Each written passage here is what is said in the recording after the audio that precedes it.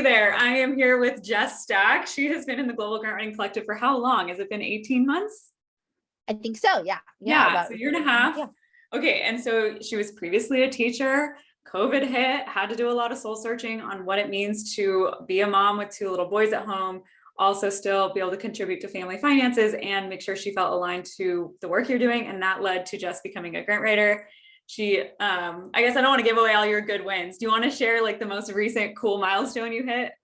Yes. So recently I just hit $100,000 in gross revenue for my business. And that was really exciting.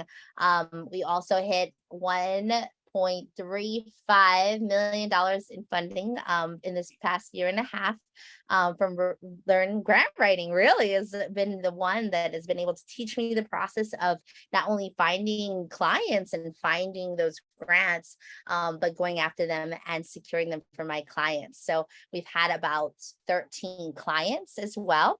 And that was a mix of both funding strategies as well as writing grant proposals, LOIs, and all that jazz. And even connecting with funders to get direct solicited donations to those foundations too, or nonprofit organizations. So it's been really great because not only did Learn Grant Writing give me the skills into writing that proposal, that the actual grant, but almost all the wraparound support, like what it means to be a writer, to really work my value-based system too, where I went from a teacher where I never negotiated my salary because that was never an option. I got paid for what people wanted to pay me, and then I would jump job to job to figure out where that would fit my lifestyle or fit what I wanted to do in that moment. So this was a really big mindset change for me too, to go to go from a teacher who gets paid a salary to a freelance business owner and really a small business and entrepreneur like mindset. And so that was a very like 180 shift for me.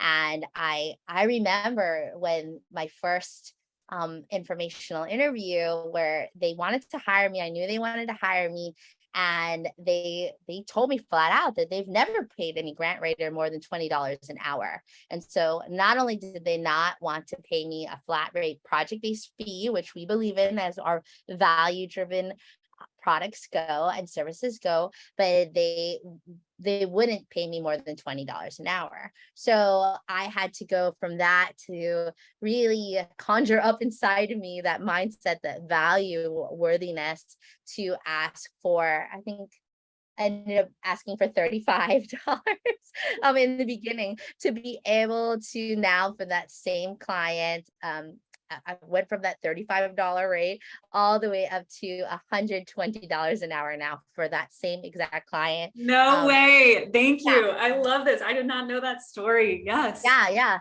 So the last grant that I just wrote for him, it was for another grant to build up and continue the work that we've already received a grant from. So we received a $300,000 grant, and that was actually my first grant with grant writing. And we were successful, and they kept me on to manage that grant. And we've had so many other partners. We've had 55 different community partners and teachers come to the camp and to be able to experience our program, and then now go to being writing more grants opportunities so that we can keep the money flowing in. So it's been pretty amazing in just, for that client alone. And then I have many other. So good. I mean, my heart is bursting because like that's doing what I feel like we're building, this little army of people that are trying to break down scarcity mindset in the nonprofit space, because obviously now they understand the value of paying you $120 an hour when they look at the ROI they get. Like even just that first grant of bringing 300K in, like, hello. Right. Yeah. I mean, that was giant. And they were able to see that and demonstrate my value, pretty quickly. And it also helped me establish relationships here locally with nonprofits and get referrals too. So I always ask for, when I have clients that I enjoy working with and they enjoy working with me, we we've kept on the majority of those clients from the beginning, and continue to write grants for them. But then they also refer us to other nonprofits on the island that need our help and assistance. And that direct referral has been also golden because they have that relationship and that trust built in already. And then we just have to keep on delivering with that value. And it's, the proof is in the pudding. It's the coolest business that you don't have to have marketing expenses. It's really, really true. Or they're very, very low, Or they're very low. Exactly. yeah, like to have a website or to have those things, and or go to a conference or something like that. Right. Like very reasonable. Yeah, it's very reasonable. Not Well, like other. so, like we were having a conversation about money before. So for everyone's background story, Jess has actually been leading book club for the whole week or whole year, and she's suggested a ton of good books. And we were just talking about a new one. Do you want to talk about the book that Tiffany wrote and why you feel like it's really relevant for all of us to read right now as the news makes it sound like the world's about to collapse? Yes, yeah. So I've been reading Get Good with Money. It's written by Tiffany Aliche, and it is an amazing book where she talks about her own budgetista practices. But it's just really, again, this iteration of mindset around money and how that can really impact how we spend money, how we save money, and how we earn money too. And so I thought it was a really great way where she was talking about capturing this idea of our economy being very cyclical. And I think sometimes we tend to see the world very like black and white. It's either awesome, super awesome economy, or super horrible. The rain, is always pouring when it's talking about money. And people have so many, issues surrounding that money. And it can be really prohibitive of you going out there and asking for money, as a grant writer, as well as you as a freelancer asking for money to be able to do the job that you are doing. And a lot of what we do in the nonprofit sector really relies on outside fundraising and sourcing of funds. So really, to get good in your own head with money, this book was perfect for that, because I found her ideas of how to really become the CEO of your own like family budget, as well as your own small business if you have one, but to really take it inward and look at what you do and your spending habits, but also your saving habits, and maximize that for any season, because like she said, it's cyclical. So we go into these markets where it is quite barren, but that's why you save up when it's plentiful. So as you move through, you can project and be smart with your money. Yeah, I can't wait. I've got the book in the cart. When we're off the call, I'm totally going to get it. It's great. Yeah, it reminds me a lot of our other basically mandatory reading in the collective, which is We Should All Be Millionaires by Rachel Rogers. We're all big fangirls of her. And yeah, I'm not perfect about going to Money Church weekly, but getting increasingly better at it. And it's made a huge difference. So let's go to the beginning. Okay. Beginning early days. So you did like 24 informational interviews in, I don't know if it was the year or 6 months. I think 11 of those turned into paid clients, right? And you had like 7 pending proposals. That was like, I think this time last year, roughly. Okay. I'm like, it's impressive I remember the numbers, but it's because I still have your spreadsheet. Okay. I was like, wow. Wow, impressive. Yeah. So can you talk about what that process was like? Because I think for a lot of people, the informational interview process can seem really nerve-wracking, or like, I don't want to feel like I'm having to sell myself. Like, can you just talk through like how you overcame fears to reaching out to people and having those conversations? Yeah. So I feel like for me personally, informational interviews are really great, but then they're also very nerve-wracking too. I'm a very extroverted person. I do enjoy talking with somebody else and learning about new organizations, but it's hard for me to get over that hump. So I do like to take it in spurts. So almost like project-based grant writing, where you're going from one topic at a time. I feel like I do my informational interviews kind of like as a big Gotcha. Yeah, I do the same thing. Mhm. that helps me too, because I get over the fear and anxiety of all of like all the voices in my head, and so that I can hear what the organization really needs and not what do I need. And I think that helps me be very successful in turning them into a client, because I really try to listen to what they're asking for and what those needs are. And thankfully, or I guess most nonprofits, if not all, need money. So that's not a a hard sell. Would Right. you like more money? Then that usually the answer is yes, right? So then kind of getting into where those barriers lie. Are they perceived? Are they real? And just kind of digging and finding that, I think that has made me be very successful in landing them as clients. And now my challenge is really identifying those clients that are going to work best with me in the way I work, and really solidifying my practices so that I can have very specific and intentional work that I do with seeking out new clients, and then and keeping the ones that I want to keep. Yeah, yep, definitely. It's a process. Finding unicorn clients is not always apparent from the outside. Sometimes they start off really strong and then you start finding the cracks that are within the organization that you only discover once you're working with them. So it takes a little Mhm. bit of time. One thing I appreciate about you is that you are really committed to continually up leveling, and you knew you wanted to develop expertise in federal grants. It was actually you that really pushed me to finally build the federal grant training. But I would love to hear how that, like, why did you want to get into federal grants? You just submitted a $13 million proposal, right? No, 2.5. That was 2.5. I might be yeah, mixing yeah. up your grant with somebody else's. Yeah, I think Nonetheless, Emily or something. it was Yeah. your Tonka truck grant, right? Yeah, that was my Tonka though, but that was the biggest one that I've written so far. So yeah, I was seeing that in our with our clients, a lot of these federal grant opportunities have the capacity to be able to provide these nonprofit organizations with a larger amount of money so that they can make a bigger impact. And instead of piecing together, 50,000 here, 100,000 there, and then, we can really work on developing a strong proposal that would be a comprehensive grant to cover all their costs and needs. Um, and to really again build up that capacity within myself as a grant writer too, to work on those higher level grant proposals and processes. So yeah, that was something that was really driving me.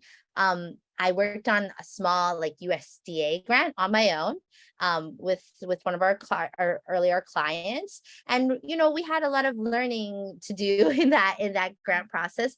Unfortunately, we weren't successful in it, but even with that loss, we were able to really work out like where we could have made those improvements and had a stronger proposal for next time. And then I subcontracted through another grant firm based out of New York, and then I was able to work on a couple of different state opportunities and federal grants too. Yeah, I love that. And that's something I just had an interview with Amani, and she did something similar where it's like we don't have to latch on to one way that it looks like. Like you're only going to be running and building your freelance grant writing consulting business. Like you knew you wanted to up level, so you sought an opportunity to be a subcontractor below a different firm, but just so you could go get that experience. And I know you're going to bring Mhm. that home to Hawaii when you're ready, right? So Right. I think that being not locking in that it has to go a certain way is really important. What other advice would you give to, people that are at like the very beginning and they know they want change in their life and they're feeling some resistance, like not quite knowing what to do or maybe overthinking it?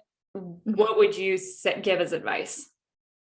I really think that that informational interview is just such an amazing opportunity to talk and really learn from other nonprofit organizations, and just open that conversation to see if that's something that is interest to you. Then just like you said with Imani and myself, I started off in teams. Like I didn't go right off the bat all alone. And even with my first grant that I wrote and that I led, I hired another unicorn to be my support and my editor. So to really rely on this collective, that they have supported me, you have supported me too throughout this journey, and that you really don't have to silo it and take it all alone and try to power through and get the clients and be number one, like we are all here together. And I think you and Alex have really crafted this community that supports one another as opposed to competes with one another. And it's very apparent and intentional the way that we try to be inclusive and collaborative in this community. Yeah, well, you're a big reason the community works the way it does as a coach. So thank you for everything you're always doing. And one of the things you did that was awesome was when you were getting ready to ramp up and had some projects, I know you put out there like, hey, I'm looking to do interviews to hire. And you did what, 30 interviews with unicorns in the program? You crazy thing. That's so wild. Good for you. So I just couldn't turn anybody down, but then also it was just such a great, amazing learning opportunity to see all these people that have come from so many different backgrounds, that have so many different stories, and they all want to help our world. Just it's so touching because sometimes we feel like, just like with the economy, right? The sky is falling, the sky is falling. And that people aren't wanting to do good in the world, because that's what a lot of our news focuses on the negative and the conflict. Whereas, if we really focus on the positive, like there are all these people in this collective, just in our collective, trying to better the world. And it's pretty amazing that I get to be a part of that story too, and hear all these amazing projects that are happening totally in our world. Yeah. It's like, don't read the news, just go scroll through the introductions and wins, like make that your new habit and you're going to be an infinitely happier person. Yes, so true. That's my habit, I love it. Okay, so just a couple of questions and we'll wrap it up. Complete this sentence. The Global Grant Writers Collective has helped me. Only one sentence? Of course, lead it to a writer. You can give me a short paragraph. It's fine. So the Global Grant Writers Collective has helped me fill in the blank with a few sentences. I feel like the Global Grant Writers Collective has transformed my life.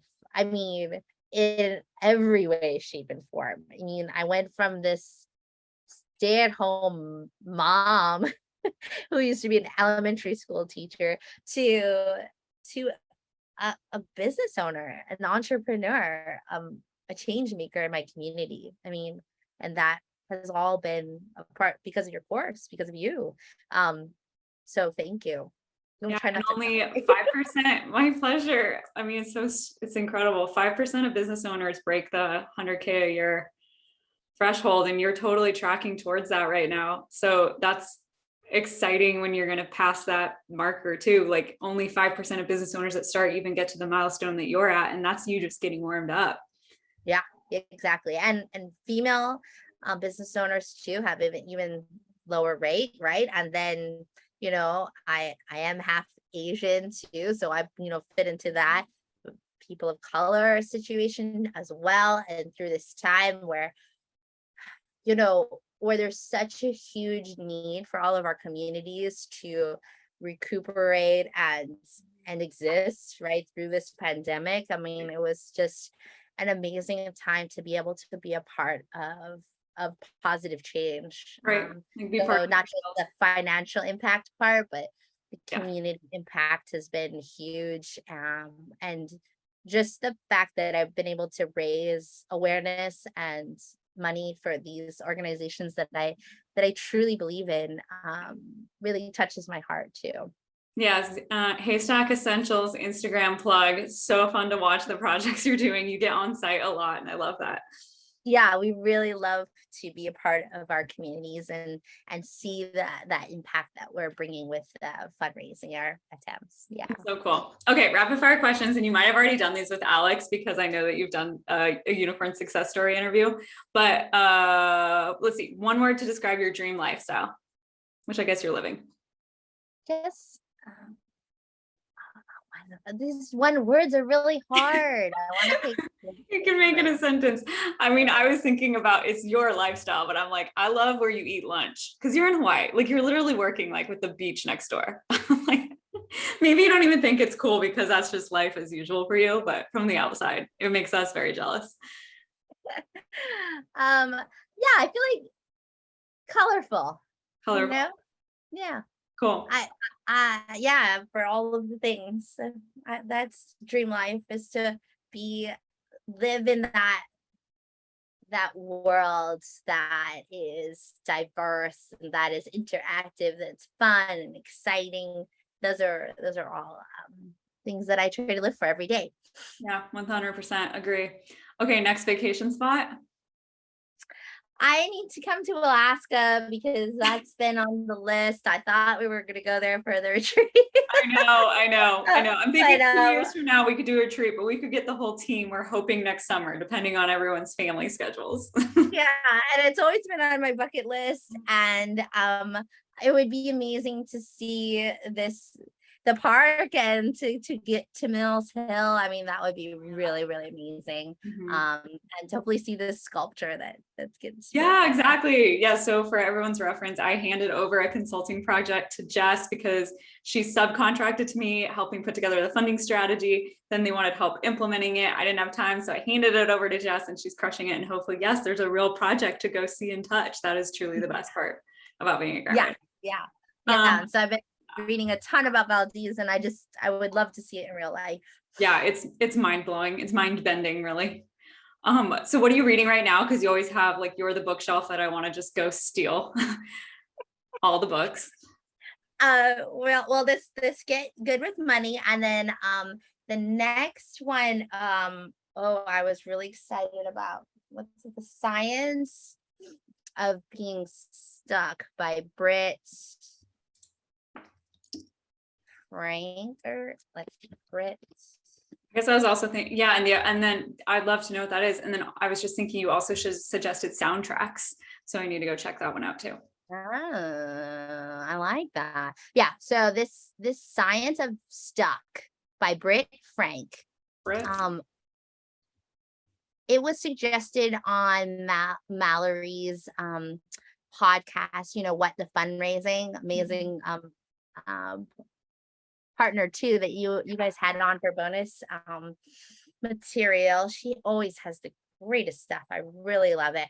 And her latest episode featured this author, and wow, pretty amazing, talking about the psychology and the brain science of getting from going from trauma to transformation, and really the ideas that, well, what I thought was so fascinating, she was basically talking about trauma being an indigestion of the mind, Interesting.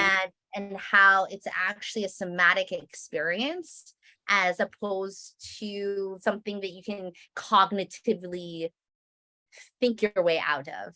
So it was actually a physical manifestation of stress. Trauma is a physical manifestation of stress, and how we all deal with trauma in so many different ways. But this was a kind of a solution, if you will, to really deal with it as a physical manifestation. I really thought that was pretty powerful, and I couldn't wait to get the book. So that's next on the list. Yay, that's next on my list. We can book club that one together. Yeah. So that one's great. And then the soundtrack,